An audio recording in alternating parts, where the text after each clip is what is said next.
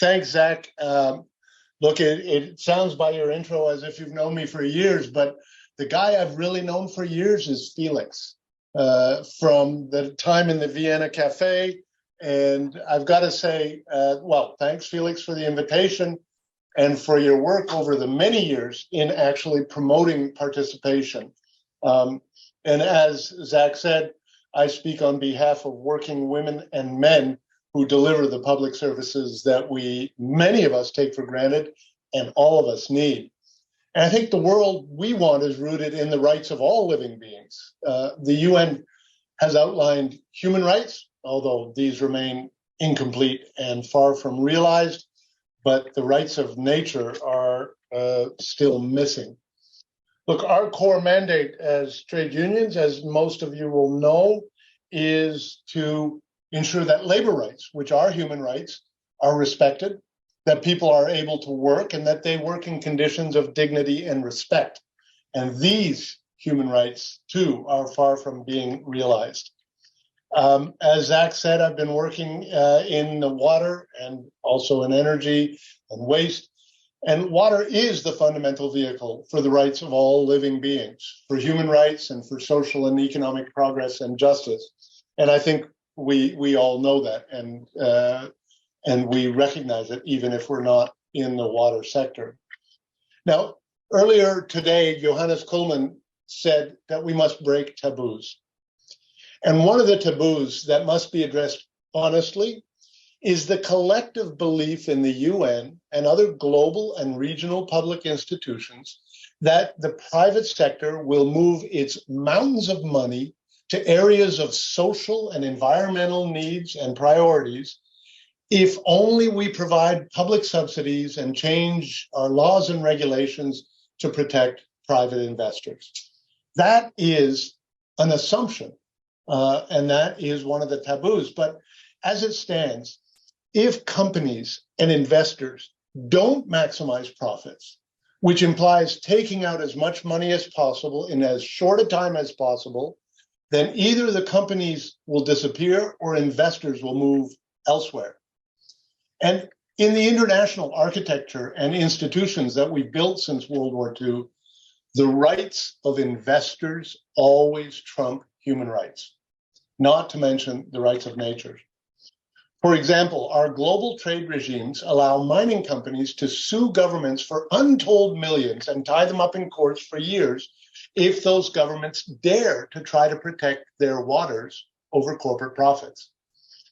And as we see with the whole blended finance approach, investors don't put their money in areas of greatest needs. And companies rarely invest their own funds or bring their staff into these places. Look, it's not that the people working in these companies are bad, even though they might be motivated by personal gain and make decisions on that basis, as we see in corporate stock buybacks to inflate the value of stock options for senior managers. But the system is what it is. Accumulation and concentration of wealth are the yardsticks that matter. Now, from the perspective of public services, from our global federation, we have lived the past decades of shrinking governments, deriding public service workers, imposing austerity budgets, all in the name of making more space for the market, which is touted best able to allocate resources and wherein individuals attain true freedom through their purchasing decisions. Now, that's not to say that market dynamics don't have their virtues and their place in society, but I think we've gone too far. So what can the UN do, and what can FFD do to help the water sector? On macro levels, I think we need to recognize that governments need more, not less, fiscal space. I agree we need to make clear and visible the linkages of water to all the SDGs and to all areas of human activities in all its complexities, but it's not by marketizing it and putting a figure on it that we will attain those complexities. And I think if the development banks, the G20, the OECD, and the UN and the SDGs, these are all public institutions, all continue on the assumption, based on theory and not empirical evidence, that private capital will do all and be all, I think we're heading for even greater disasters. So what steps are needed? We need alternatives to imposed austerity. They were found in rich countries under COVID, but they're still being lined up for over 120 countries as we speak. Global tax reform is an imperative. The 15% rate agreed is progress, but is not enough. I pay more than 15% on my income. The UN must establish a global tax body which is mandated to help redistribute the incredible wealth on this planet.